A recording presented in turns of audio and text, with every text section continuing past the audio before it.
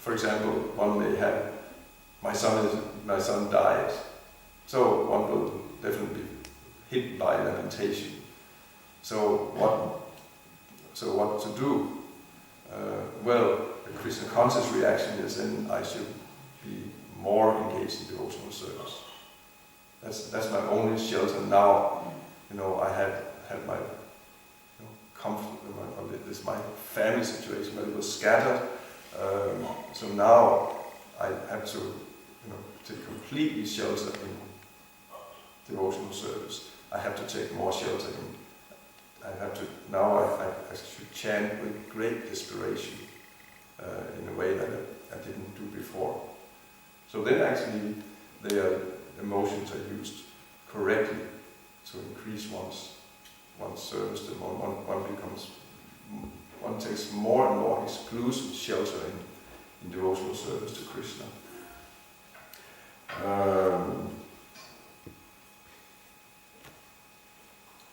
Let's see here.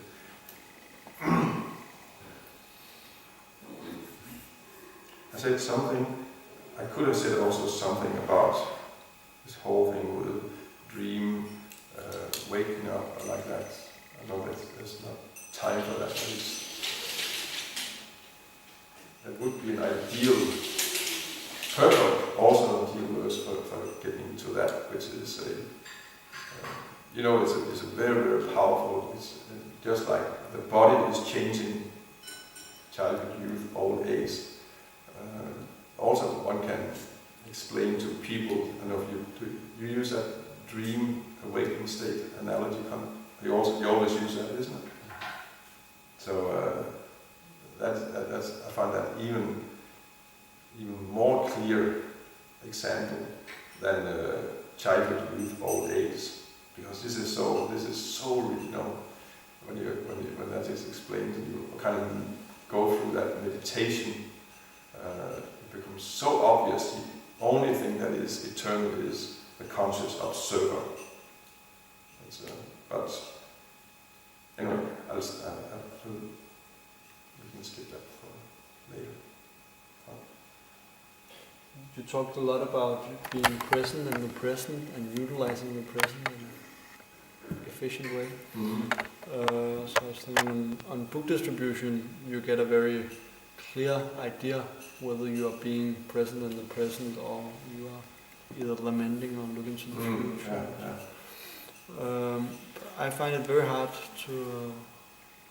On book distribution, it's easy because then you just know, you see, and then I better act.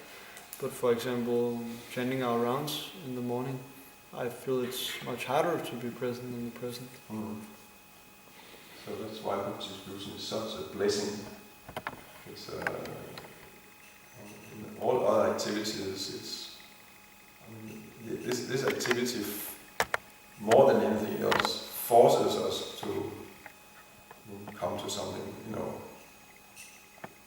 that approaches devotional service. At least it's one.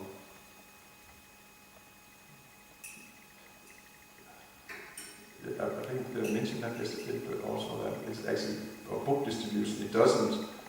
I think it's wrong to say that I become transcendental when I'm on book distribution, but at least that's a time when I mostly am aware that I'm not transcendental. The rest of the time I can be pretty, walking around like in an illusion, thinking actually I'm very transcendental, I'm very Krishna conscious, and fall into actually very complacent situation. There, I actually am constantly confronted actually how much I'm absorbed in dreaming, handling, and lamenting. It's amazing, it's scary,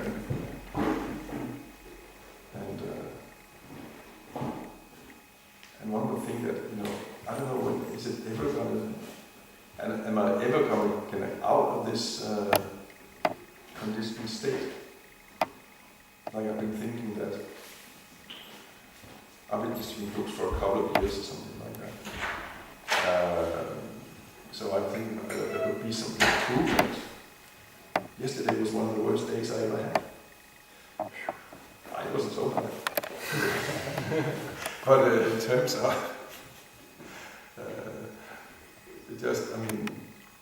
I was amazingly, attached to the results, which didn't come. I went out, and the second or third persons that I stopped, it was a woman and a son. They bought a Bhagavad Gita. And then the second Bhagavad Gita I sold was 5 minutes before I stopped.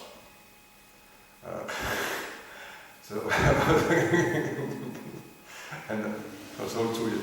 By Krishna's grace, I could sell 2 Bhagavad Gitas yesterday. But I was a little disappointed. But of course, again, should I be disappointed? What's your opinion? I think you already know what if one does one's best, that is really one's pleasing to Krishna. Yeah. And if one's going through purification, it's Krishna's mercy. I think that was something. Who was up? Oscar was first. It's interesting that it seems in Bhagavad Gita, Krishna mentions a lot about that you should perform your duty rather than have some goal in mind. Because when you have a goal, then you have a meditation or you are attached to a certain result. But if you act on the principle to attain that goal, or if you act as though you were to attain that goal, but not meditating that you should, but just acting as a duty, or how is it to be understood?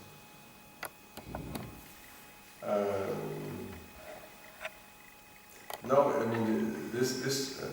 Krishna says in the 12th chapter, it gives a list of such a devotee is very dear to me. The last verses, and one thing that he says that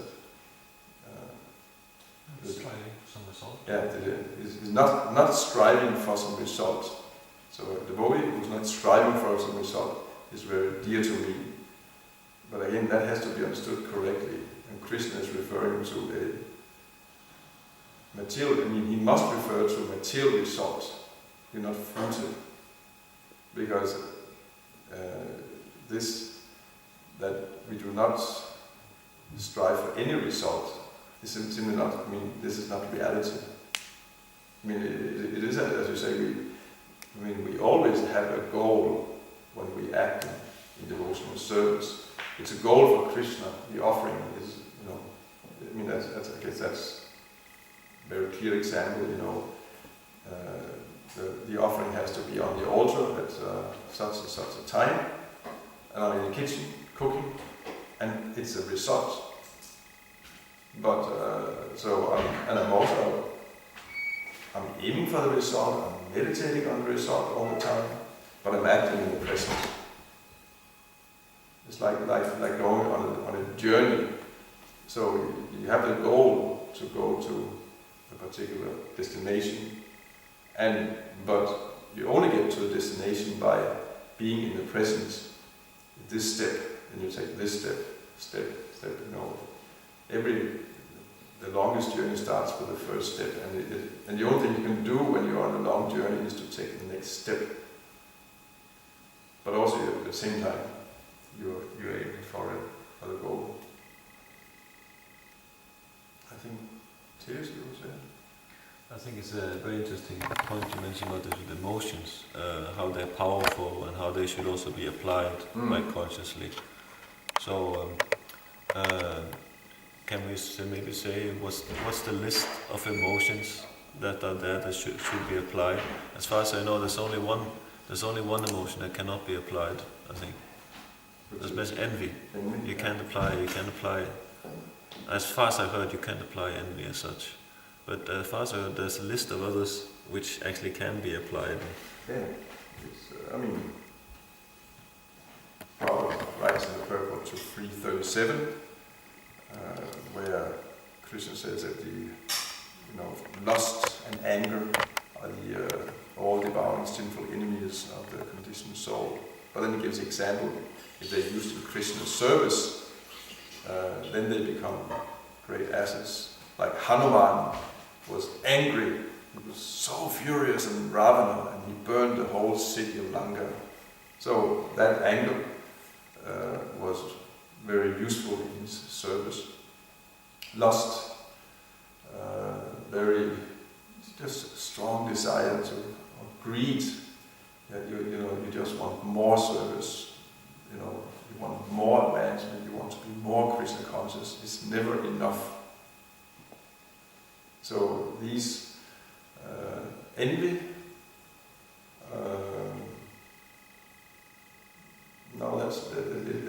It's very hard to utilize that. It's of course there are exceptions of the most advanced devotees who are envious of their rivals, gopis envious of other rivals, and that is pleasing to Krishna, not relevant to us. I don't know how we should. But it's a good point. Emotions, we do not suppress emotions, we use the energy from emotions in Krishna's service. So that is the complete list, like lust, anger, greed, envy. Is there any more? That's worth taking, that's worth knowing, and worth dealing with. There's also more emotions. There are positive emotions. There is love and friendship and happiness, and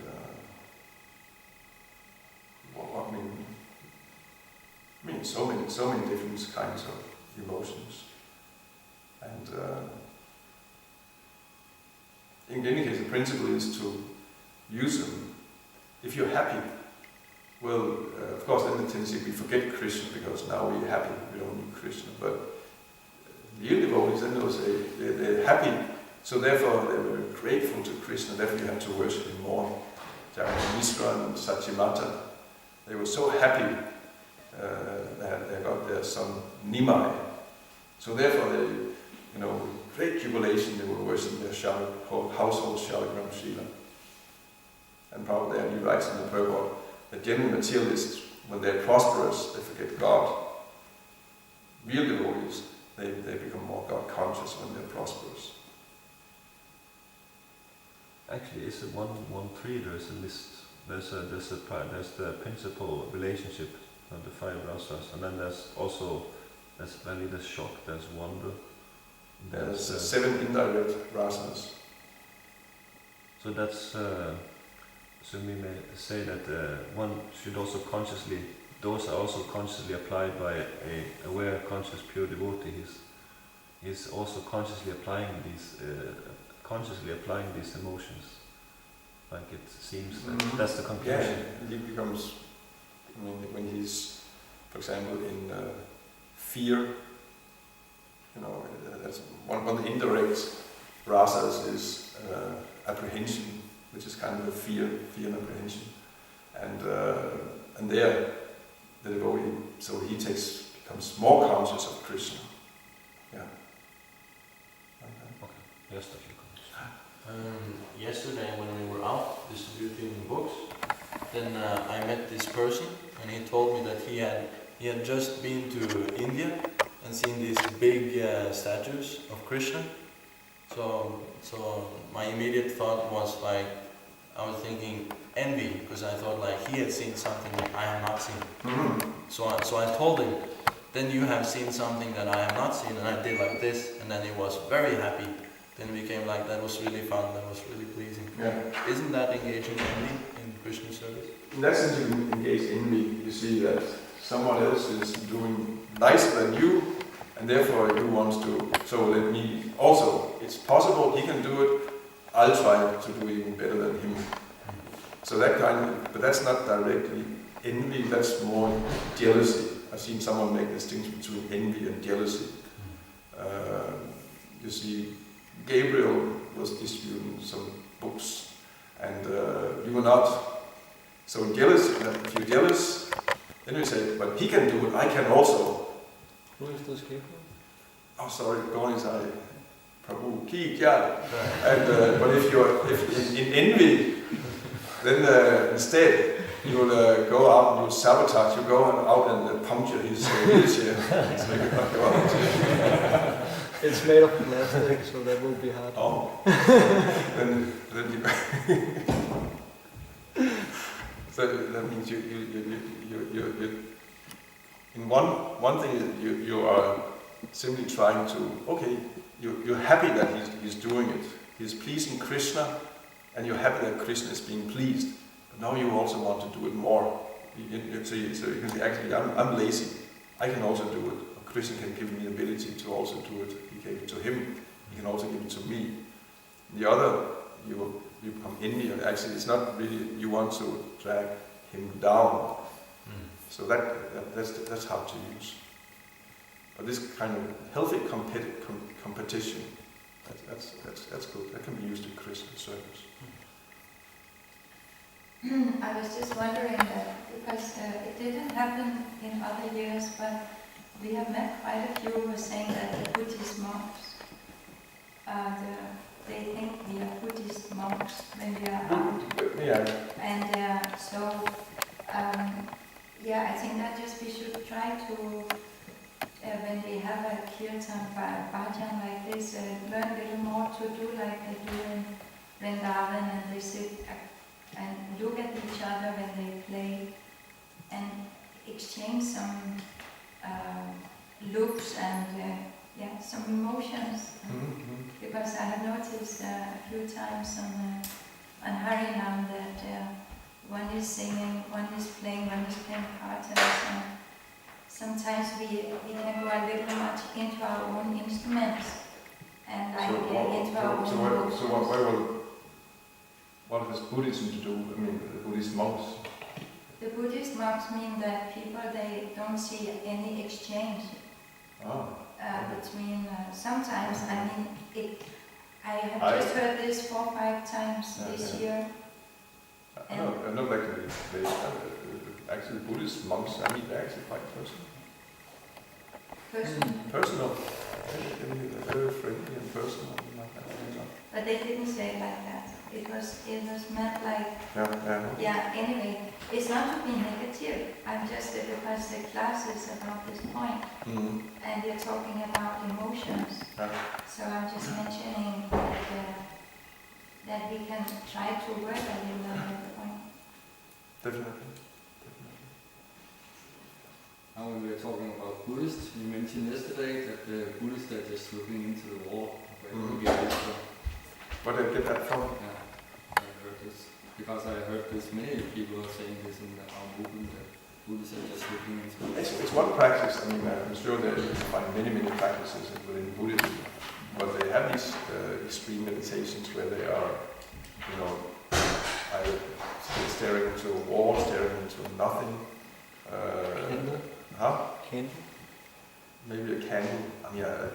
I was actually just more or less repeating Ravindra Swarup, who is a professor of religion, and he started all. He was into Buddhism himself. Otherwise, actually, to be honest, I've never seen a Buddhist sitting and staring at the wall with my own eyes. I'm sure they do other things. And they're actually observing everything. This is what they're doing. They're observing the breath, observing sensations, emotions, and and this way getting more into the presence. This is what I've heard. Okay. So I just wonder where I had it from. Okay. So,